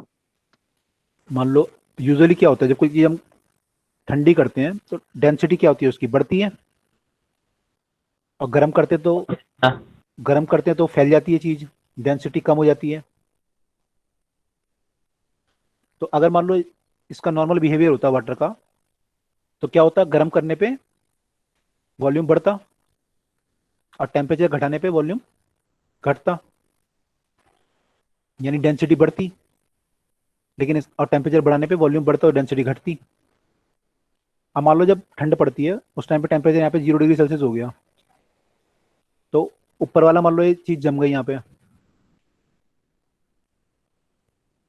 तो ये पानी जो है जैसे ठंडा होगा भारी हो जाएगा। अगर हमारा नॉर्मल बिहेवियर शो करता है, ये क्या है, नॉर्मल बिहेवियर है। नॉर्मल बिहेवियर में क्या होता है, टेम्परेचर बढ़ाने पे वॉल्यूम बढ़ता है और टेम्परेचर घटाने पे वॉल्यूम घटता है, डेंसिटी बढ़ती है। तो अगर टेम्परेचर घटा रहे हो आप तो डेंसिटी बढ़ेगी, तो ये भारी हो जाएगा पानी, तो नीचे बैठ जाएगा यहाँ पे, तो ठंडा हो जाएगा पानी, 0 पे पहुंच जाएगा, जम जाएगा, बर्फ जम जाएगी यहाँ। तो फिर और पानी जमे 0 पे पहुंचेगा, वो जम जाएगा यहाँ पे नीचे, भारी होके नीचे बैठता रहेगा और धीरे धीरे जम जाएगा यहाँ पे। ऐसे करके सारा पानी जम जाएगा और ये पूरी लेक आपकी जो है आइस में कन्वर्ट हो जाएगी। लेकिन वाटर के केस में ऐसा होता नहीं है। वाटर के केस में क्या होता है कि वाटर के केस में 4 डिग्री सेल्सियस पे मैक्सिमम डेंसिटी होती है, तो 4 वाला पानी नीचे होता है और ऊपर आपका जो पानी होता है 0 वाला वो यहाँ पे होता है। तो पानी यहीं से जमता है, तो यहाँ जम के बर्फ बन जाती है सीधा। और जब यहाँ बर्फ बन गई, अब नीचे वाले पानी को जमना है, तो नीचे वाले पानी को जमने के लिए हीट यहाँ लूज करनी पड़ेगी, क्योंकि टेम्परेचर बाहर कम है, मान लो -20 है, तो पानी को हीट लूज करनी है तभी जमेगा। लेकिन हीट लूज करने के लिए हीट को इस बर्फ से पास होके जाना पड़ेगा। अब बर्फ जो है बेड कंडक्टर ऑफ हीट होती है, तो ये काफी टाइम ले लेता है जमने के लिए। तो फिर अगला लेयर जो जमेगा तो टाइम ले लेगा। अब जो तीसरी लेयर को जमना है, मान लो इसकी फिर हीट और इन दोनों बर्फ के लेयर के पास होनी चाहिए, उसको और ज्यादा टाइम लगेगा जमने में, तो काफी ज्यादा टाइम लगेगा। फिर ये जमेगा, फिर अगला जमेगा, तो काफी टाइम ले लेगा। तो जब तक क्या होगा, तब तक हमारा जो है बाहर मौसम आ जाएगा गर्मियों का, और फिर जो है बर्फ पिघलनी शुरू हो जाएगी। तो कभी भी पूरी ये पानी जमेगा नहीं। तो यहाँ पे जो मछलियां होंगी या बाकी एक्वेटिक लाइफ होगी वो कभी मरेगी नहीं। तो अगर ये जम जाता तो सब मर जाते हैं यहाँ पे। तो ये ऐसा कुछ है कि ये कभी खत्म नहीं होता। सर ये समझ नहीं आया सर। क्या समझ में आया बताओ? जो आपने अभी बताया था वो आखिरी में बताओ, आप बताओ क्या क्या समझ में आया, ये क्या क्या होगा आपके हिसाब से? सोचो क्या होगा। जो आपने बताया कि टेम्परेचर डिक्रीज होगा तो वॉल्यूम डिक्रीज होगी, ये सब समझ आ गए थे, पर आपने अभी लास्ट में बताया ना जो बैड कंडक्टर और ये सब, ये समझ नहीं आया। सोचो ना क्या होगा। देखो बाहर टेम्परेचर -20 है और अंदर जो है पानी है, ठीक है। तो पानी जो है जमना शुरू हुआ। पानी कितने पे जमता है? 0 डिग्री पे जमता है। Yes sir. 0 पे जमना शुरू होगा। अब मान लो 0 वाला पानी नीचे होता यहाँ पे, तो नीचे से जमती बर्फ, तो यस नीचे जमते हुए आती है ऊपर, तो जम जाती, सारी बर्फ जम जाती है। लेकिन 0 वाला पानी कहाँ होता है? ऊपर, क्योंकि 4 पे पानी की डेंसिटी मैक्सिमम होती है। 4 डिग्री पे, तो नीचे जो पानी होगा वो 4 वाला होगा, उससे ऊपर 3 वाला होगा, उससे ऊपर 2 वाला होगा, उससे ऊपर ये होगा 0 वाला सबसे ऊपर होगा। तो बर्फ कहाँ से जमेगी? ऊपर से। तो ऊपर से जब बर्फ जमेगी तो पहले ऊपर वाली लेयर जमेगी, फिर उसके नीचे वाली लेयर जमेगी, फिर उसके नीचे वाली जमेगी। तो जब उससे पहली लेयर जम गई, उसके नीचे वाली लेयर को जमना है मान लो अब, तो ऊपर वाली लेयर क्या करेगी, उसके लिए बेड कंडक्टर का काम करेगी। तो जो नीचे वाली लेयर है जो जम रही है अब, इसकी हीट को बाहर फ्लो होने में परेशानी खड़ी करेगी, बेड कंडक्टर की तरह काम करेगी, है ना। तो इसकी हीट धीरे धीरे फ्लो करेगी बाहर, तो ये लेयर बहुत धीरे धीरे जमेगी नीचे वाली। अब 2 लेयर जम गई, अब तीसरी लेयर को जम रहा है। तीसरी लेयर को जब जमेगी तो उसकी हीट यहाँ फ्लो होनी है, तो इसको अब इतनी बर्फ से पास होना पड़ेगा, और ये बर्फ आपकी जो है बेड कंडक्टर ऑफ हीट होती है, तो ये आराम से पास नहीं होने देगी, तो इसको जमने में और ज़्यादा टाइम लग जाएगा तीसरी लेयर को। ऐसे करते करते क्या होगा, बहुत टाइम लग जाएगा लेक को जमने में। उतनी देर में आपका गर्मियों का सीजन आ जाएगा, तो फिर वो दोबारा पिघल जाएगी बर्फ। तो इसलिए आपके सारे सेकंड वाला ग्राफ बनाया है ये वॉल्यूम वर्सेस टाइम। चलिए temperature not time, temperature both are temperature. हाँ सर समझा दो सेकंड वाला। भाई डेंसिटी आपकी यहाँ मैक्सिमम है ना 4 डिग्री पे? Yes sir. 4 डिग्री पे डेंसिटी मैक्सिमम है, तो वॉल्यूम क्या होगा, मिनिमम या मैक्सिमम? मिनिमम। मिनिमम। तो ग्राफ वहाँ पे सबसे नीचे है ना 4 डिग्री पे। हाँ सर तो मैंने समझ लिया था कि अगर हम मतलब टेम्परेचर बढ़ा रहे हैं 0 से 4 तक, तो एक्सपैंड होना चाहिए था ना वाटर, तो लगा था कि ज़्यादा होनी चाहिए थी। नहीं एक्सपेंड नहीं होगा, कॉन्ट्रैक्ट होगा। 0 से 4 तक कॉन्ट्रैक्ट होगा, और 4 के बाद फिर एक्सपेंड होगा। सर तो ऐसा क्यों होता है, मतलब जब भी हम हीट प्रोवाइड करेंगे तो एक्सपैंड तो करना चाहिए ना। हाँ यूजुअली होती है ना चीज़ें, वही तो बोल रहा हूँ कि यूजुअली चीज़ें एक्सपेंड होती हैं, लेकिन पानी के केस में ऐसा नहीं होता, क्योंकि पानी के जो बॉन्डिंग वगैरह कुछ ऐसी होती हैं कि वो 4 डिग्री पे अपनी वो चेंज करती हैं शेप्स। तो 4 डिग्री पे उसकी डेंसिटी मैक्सिमम आती है, इसीलिए इसको हम बोलते हैं एनोमलस बिहेवियर। एनोमलस में क्या होता है, स्ट्रेंज बिहेवियर। ये स्ट्रेंज बिहेवियर शो करता है जो यूजुअली होता नहीं है। Okay sir. ठीक है, तो ये ऐसे होगा। अब देखो हम बात कर रहे थे कि अल्फा बीटा गामा के टर्म में भी निकाल लेते हैं ना सारी चीजें, thermal stress, time period, expansion of solid, ये सब निकाल लेते हैं। ऐसे हम डेंसिटी की बात कर सकते हैं। आपका जब वॉल्यूम बढ़ रहा है तो डेंसिटी घटेगी। अब हमने वॉल्यूमेट्रिक एक्सपेंशन तो निकाल लिया, गामा होता है, तो देखें डेंसिटी में क्या रिलेशन आता है। तो effect of temperature on density क्या पड़ता है, ये अलग टॉपिक है, ठीक है, इससे रिलेट मत करना इससे।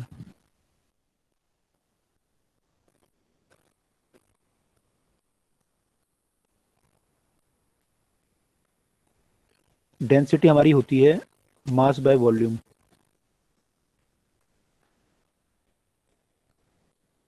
तो मान लो ओरिजिनल डेंसिटी है रो नॉट, ये हो जाएगी M naught by V naught. M तो आपका सेम ही रहेगा, एम नॉट लिखने की कोई जरूरत नहीं है मुझे, ये लिख लो चलो। अब जो नई डेंसिटी आएगी वो कितनी हो जाएगी, वो हो जाएगी एम बाय वी। और वी कितना होता है आपका, जब आपने हीट किया ऐसे, तो डेंसिटी आपकी ये आ गई, ये कितनी आएगी, V naught 1 plus gamma delta T. V आपका इतना होगा। अब एम बाय वी नॉट क्या है हमारा, या M naught by V naught लिख लो, क्योंकि एम तो सेम रहेगा, एम तो चेंज होगा नहीं। M naught by V naught क्या है, रो नॉट है, तो you can write rho equal to rho naught 1 plus gamma delta T. तो ये आपका रिलेशन आ गया पुरानी डेंसिटी में और नई डेंसिटी में। अगर आप और सॉल्व करना चाहो तो you can write rho naught 1 plus gamma delta T की पावर -1, और -1 को मल्टीप्लाई कर लो तो you will get rho naught 1 minus gamma delta T. This is the value of row.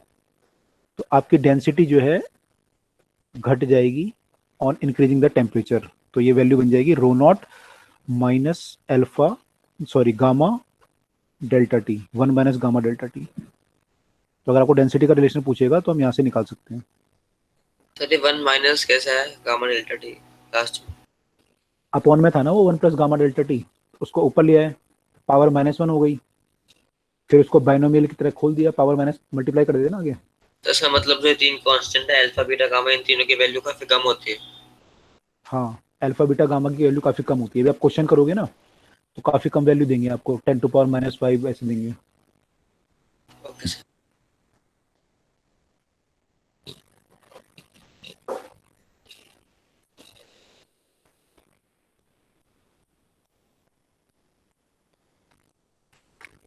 Okay, तो ये हमारा हुआ अबाउट द एक्सपेंशन। तो इसमें कुछ क्वेश्चन देख लेते हैं अभी।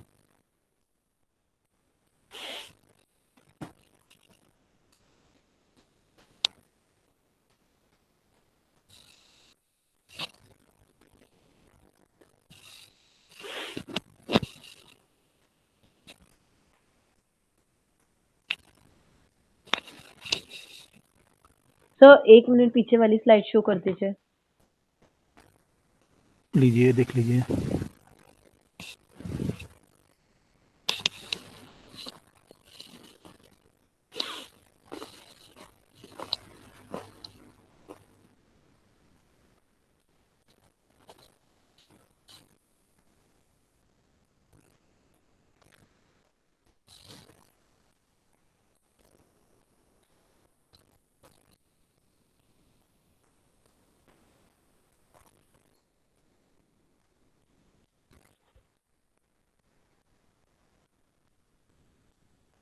Done sir. Okay,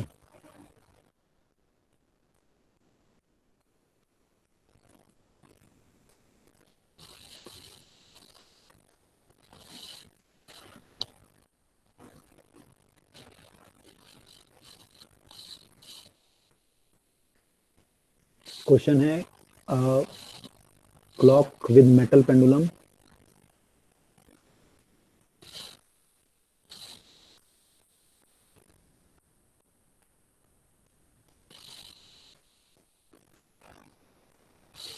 gives correct time at 0 degree Celsius.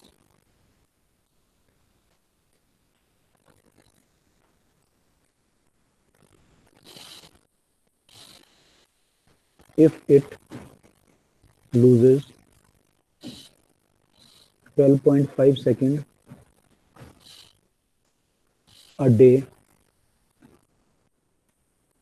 at 25 degree Celsius, तो आपका अल्फा की वैल्यू कितनी होगी? What is the value of alpha?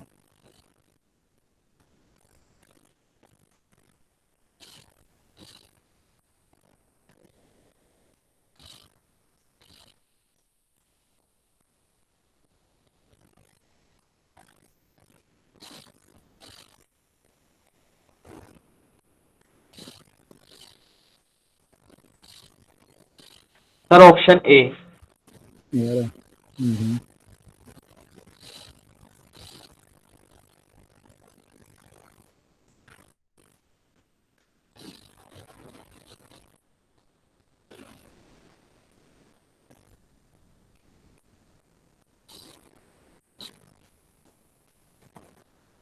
क्या हुआ?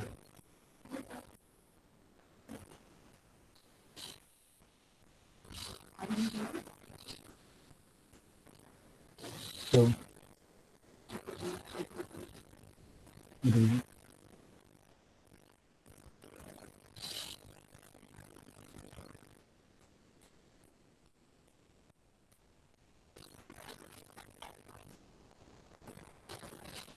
ए है, ठीक है।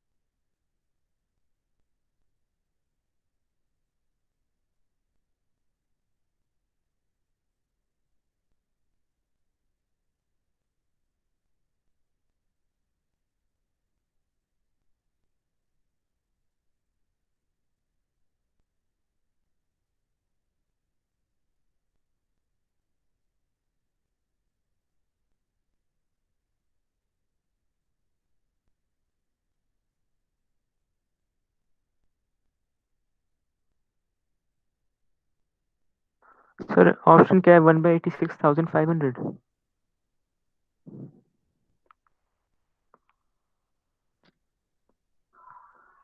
Yes sir.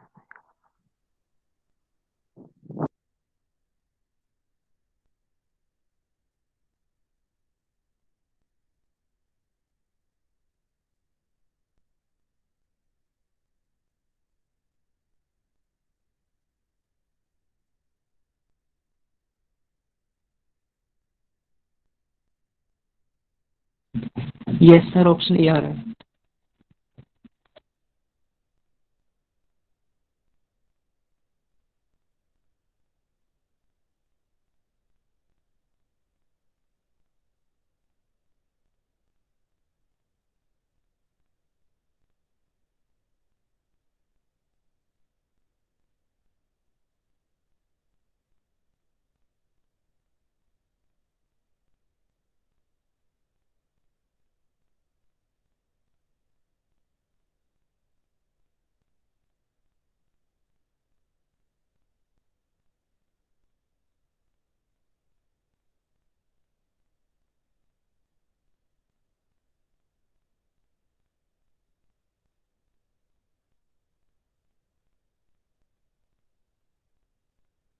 आगे सबका answer? Yes sir. Yes sir. Yes okay sir. चलो, मैंने फॉर्मूला को ड्राइव कर ही दिया था ना इसको। अगर मैं फॉर्मूला ड्राइव नहीं करता तब भी आपको निकाल लेना चाहिए था ये ड्राइव करके। ओके चलो,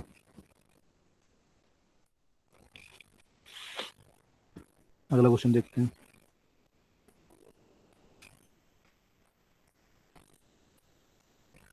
The correct density of a substance is 10 gram per cc at 0 degree Celsius and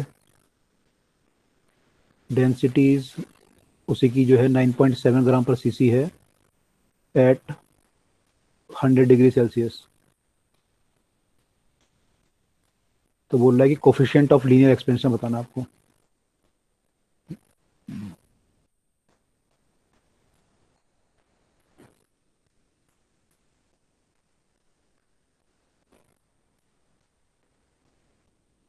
ये कितना होगा?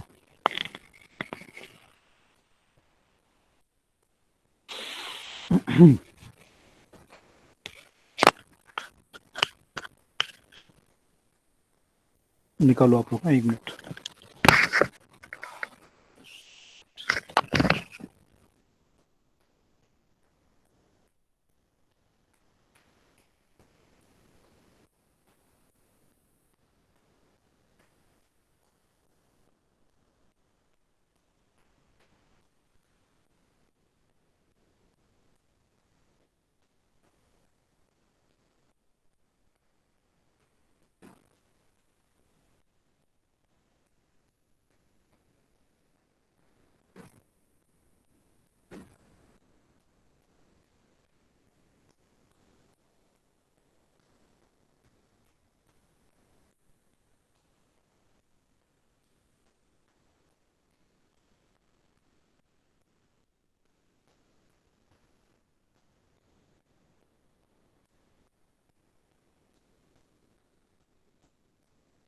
सर 10⁻⁴ आ रहा है।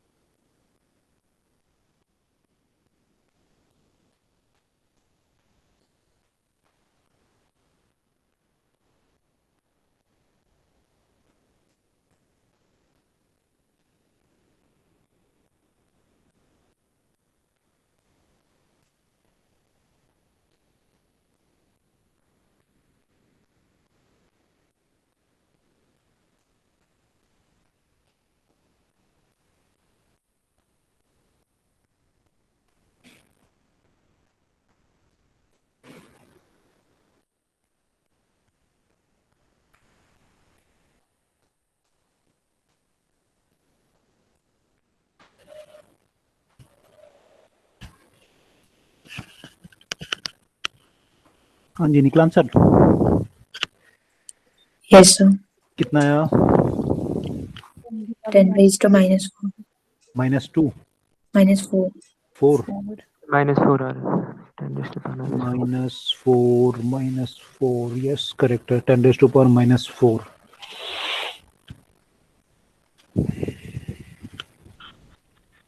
सर 10:-4 आ रहा है। Correct, 10⁻4 is the answer.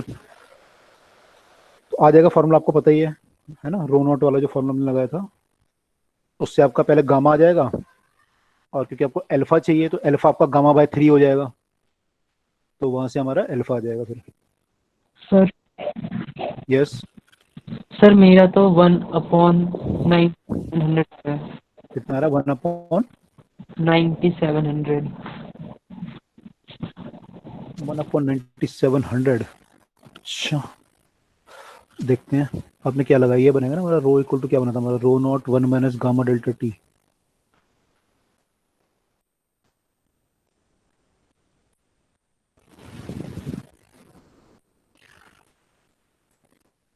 Row naught हमारा 10 है, ये 9.7 मान लो।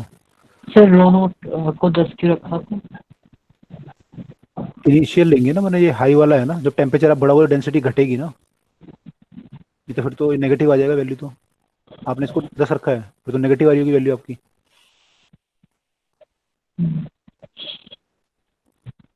अगर आप उसको 10 रखोगे तो नेगेटिव नहीं आ जाएगी वैल्यू, यस सर। फिर तो नेगेटिव आ जाएगी। Okay sir, sorry.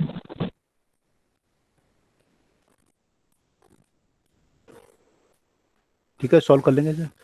1 minus 9.7/10 equal to 100 gamma. 10 में से माइनस करोगे तो 0.3/10।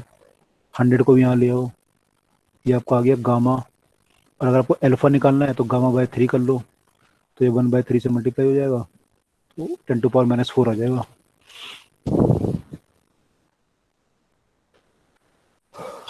ठीक है,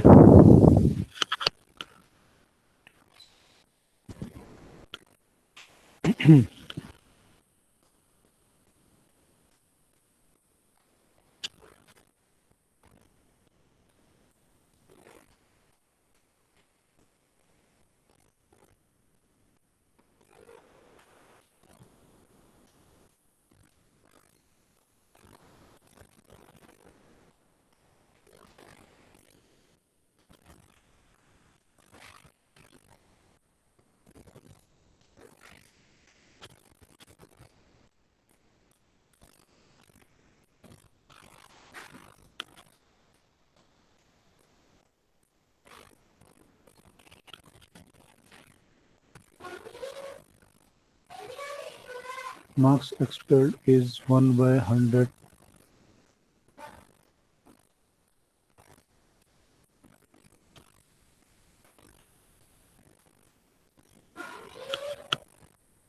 Still remaining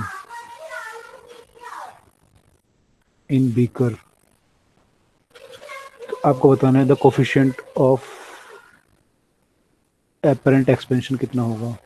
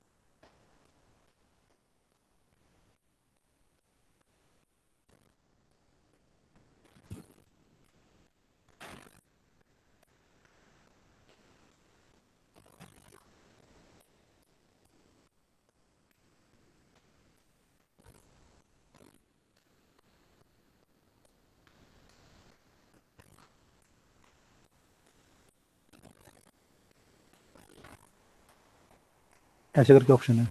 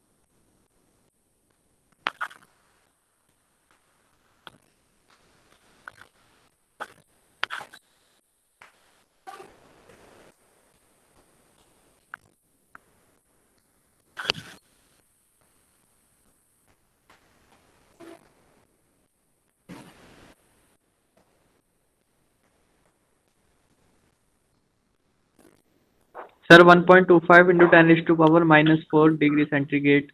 सर ऑप्शन ए।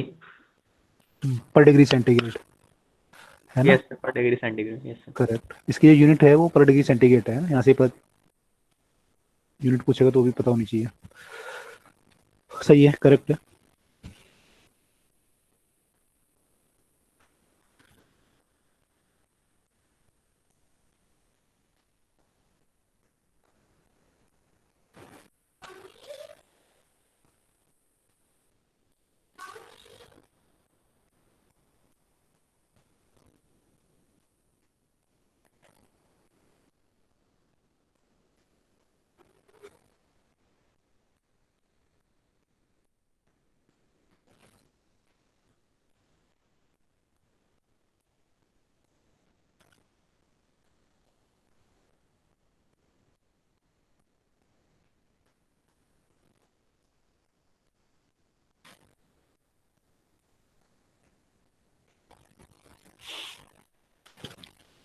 बाकी लोगों का आया?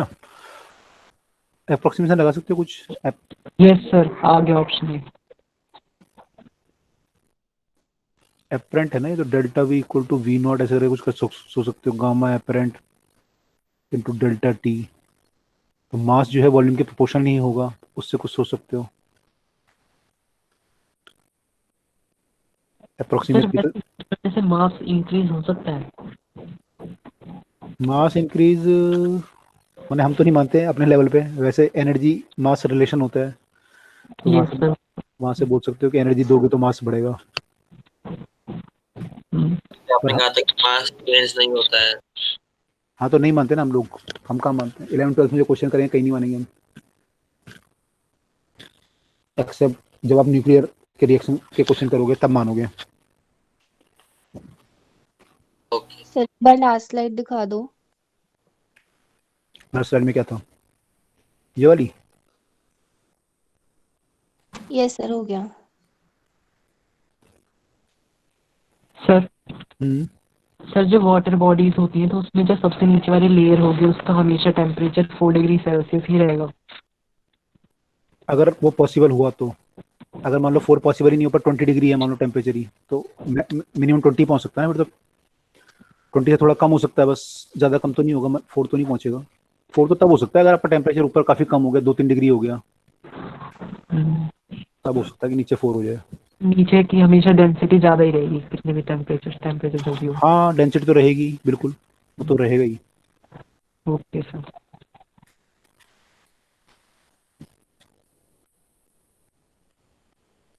ठीक है, ये सब का डन हो गया।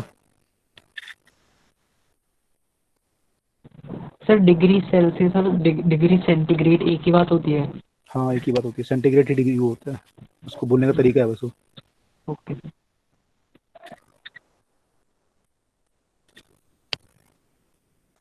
ये देखो सिमिलर क्वेश्चन है जैसे ऊपर वाला वैसी है। Flask filled up to mark. Sir ये क्वेश्चन हुआ ही नहीं ऊपर वाला, बता दो। नहीं हुआ?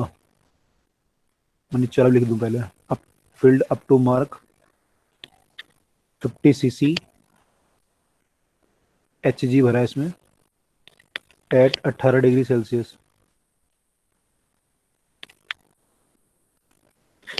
अब इसको हीट किया, फ्लास्क प्लस कंटेंट को हीट किया।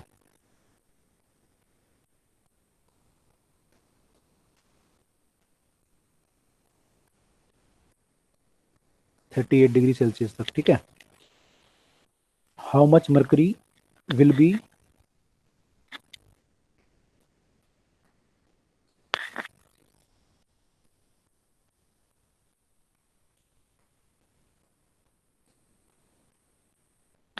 how much mercury will be Hg will be above the mark।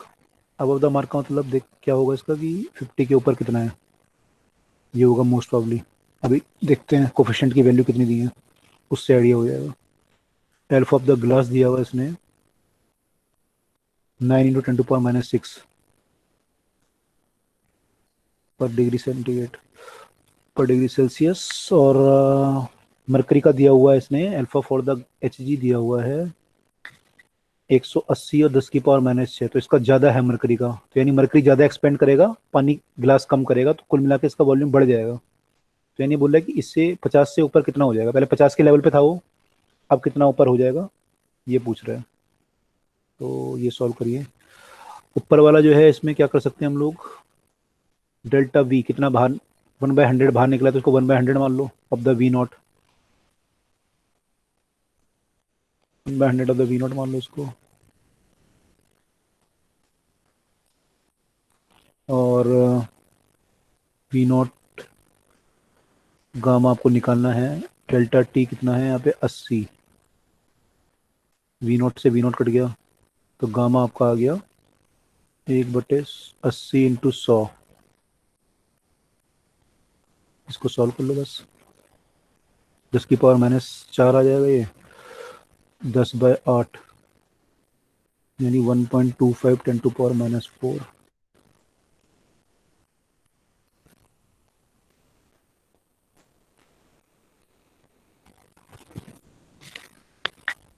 तो वहाँ पे तो लिखा ना mass expelled is 1/100 of mass still remaining, और डेल्टा वी को हमने कैसे लिखा 100 1/100 टाइम वी नॉट। प्रोपोर्शनल नहीं होगा ना उसके, मास और वॉल्यूम तो आपस में प्रोपोर्शनल नहीं होते हैं दूसरे के, जितना अगर वॉल्यूम बाहर निकला 1/100 तो मास भी 1/100 निकला होगा ऐसा।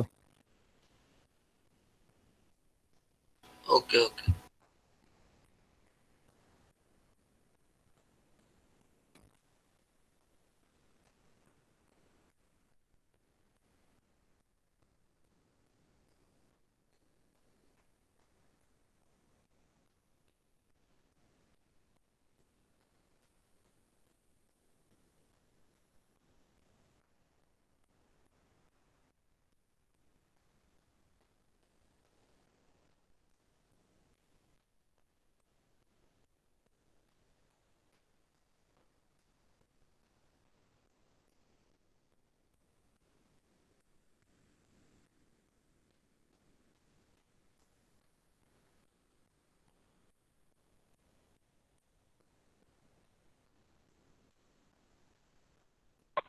सर इस क्वेश्चन के ऑप्शन कैसे हैं?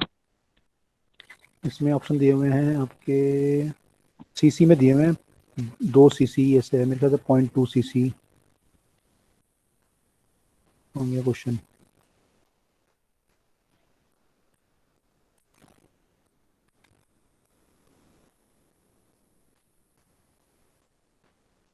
सर 0.18 है क्या? सर 0.189 आ रहा है मेरा। 189 नहीं, ऐसा ऑप्शन तो नहीं है। 0.8 0.85 है ऑप्शन 1, 0.85, 0.153, 0.46, 0.005, 0.05 सॉरी, ऐसे ऑप्शन है। 0.8 क्या रहा होगा, 0.8 आ रहा है। सर 0.18 18 नहीं है, 153 है फिर ऑप्शन।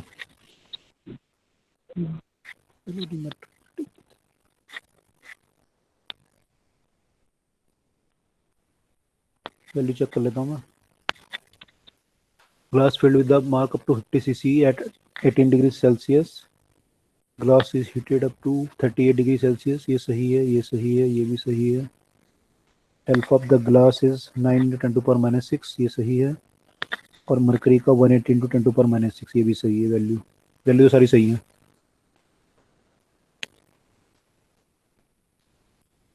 .153 आंसर।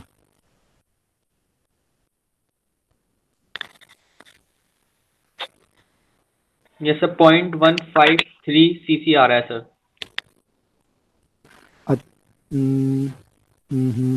अच्छा ठीक है, 0.153 0.153 सीसी।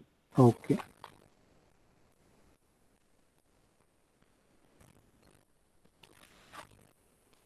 इन्होंने कोफिशिएंट ऑफ क्या दे रखा है, ये real alpha for the glass is this and coefficient of real expansion of mercury is, यानी ये हो सकता है इन्होंने जो गामा, इसका गामा दे रखा हो मरकरी का, ये हो सकता है ना। Coefficient of real expansion of mercury लिखा हुआ है, अल्फा फॉर द ग्लास लिखा हुआ है, coefficient of real expansion of the mercury, तो ये हो सकता है यहाँ पे गामा दे रखा हो अल्फा की जगह पे मरकरी के केस में, क्योंकि रियल एक्सपेंशन लिखा हुआ है।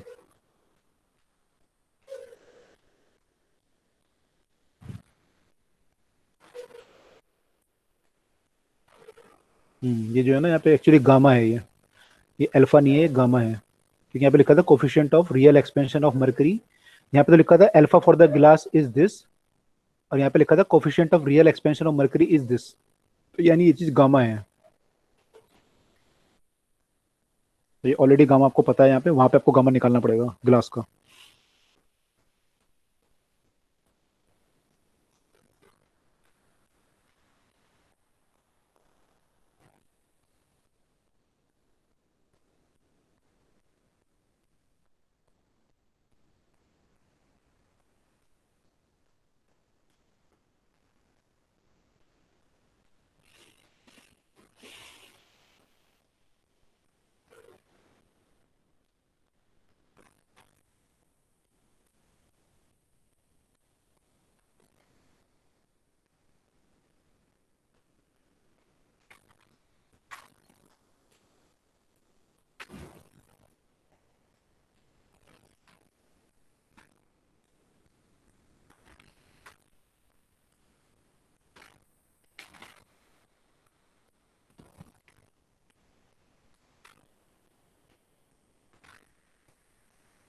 आया सबका? Yes, sir. है ना, तो यार कई क्वेश्चन को पढ़ने में भी मिस्टेक हो जाती है, देखो तो ध्यान से पढ़ना पड़ेगा, कहाँ पे लीनियर लिखा है, कहाँ पे वॉल्यूमेट्रिक लिखा है, या एपरेंट लिखा है। एपरेंट का मतलब ही गामा होता है, वहाँ पे अल्फा नहीं होता ना मरकरी के केस में, तो क्योंकि मरकरी के केस में से भी लेंथ का कोई मतलब नहीं बनता ना, मरकरी लिक्विड है, तो मरकरी का अल्फा देने का सेंस नहीं बनता था, मरकरी का गामा देने का सेंस बनता है।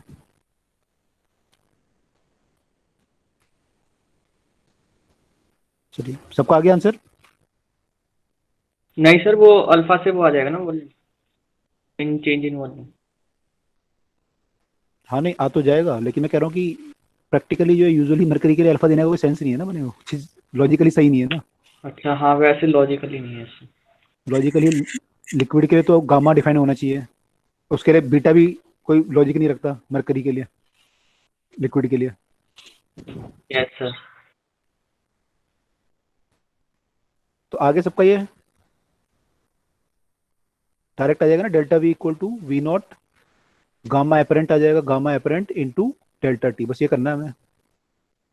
गामा एपरेंट कैसा आएगा, तो माइनस कर देंगे दोनों को, मरकरी का माइनस ग्लास का, तो ग्लास का जब गामा निकालोगे तो अल्फा दिया हुआ है तो गामा निकल जाएगा 3 से मल्टीप्लाई करके, उसको मरकरी से माइनस कर दो, 180 में से 27 माइनस करने पड़ेंगे आपको, वो यहाँ पे आ जाएगा। वी नोट आपको पता है, डेल्टा टी पता है, तो डेल्टा वी आपका आ जाएगा 153.153 सीसी आ जाएगा।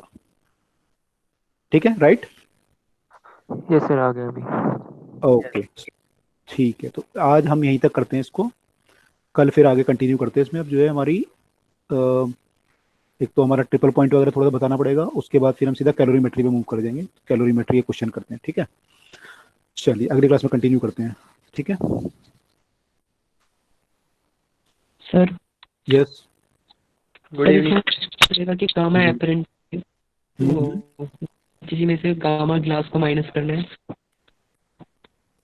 हमें कैसे पता चला कि गामा एपरेंट के लिए ग्लास को माइनस करना है? हमने पढ़ा था ना यहाँ पे। तो उसमें तो रियल माइनस। हाँ, तो रियल किसका होगा? मरकरी का रियल होगा ना, जो रियल वो एक्सपेंड कर रहा है मरकरी। Yes sir.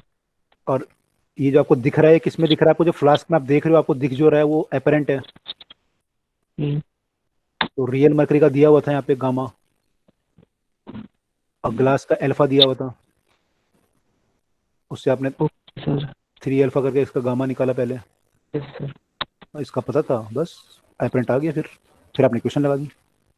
ओके जो आपके क्वेश्चन ये है 10 to the power -6 तो रहेगा। आंसर उसका, इसका आंसर ये आ रहा है 0.153 सीसी सेंटीमीटर क्यूब। सर पर 10 to the power -6 तो रहेगा ये आंसर में। -6 आ रहा है क्या आंसर में आप लोगों का? No sir. No, sir. -6 नहीं आ रहा, देखो कुछ हो रहा होगा उसमें, मल्टीप्लाई वगैरह करके। 50 सीसी है ना वो, तो आपका वॉल्यूम यहाँ 50 सीसी है, और डेल्टा टी आपका कितना दे रखा है? 20, 18 से बढ़ के 38, यानी 20 तो ये हो गया। और गामा एपरेंट आपका आ जाएगा, इसमें से माइनस करोगे 180 में से 27, सर एंड में 10 की पावर -3 आएगा, उसे चेंज कर दिया हमने। उसे फिर हाँ उसे चेंज कर लेंगे, ठीक है।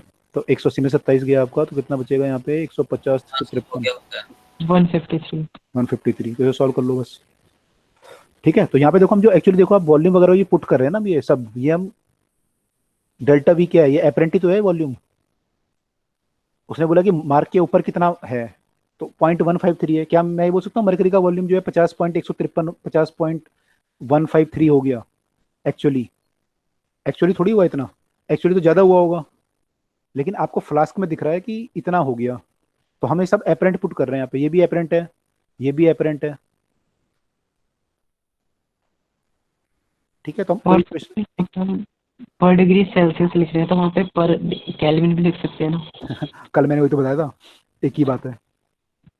हाँ, पर केल्विन भी लिख सकते हैं, एक ही बात है, ठीक है, कर सकते हैं। चलिए ठीक है, आज कहीं पे रुकते हैं, कल कंटिन्यू करते हैं, ठीक है।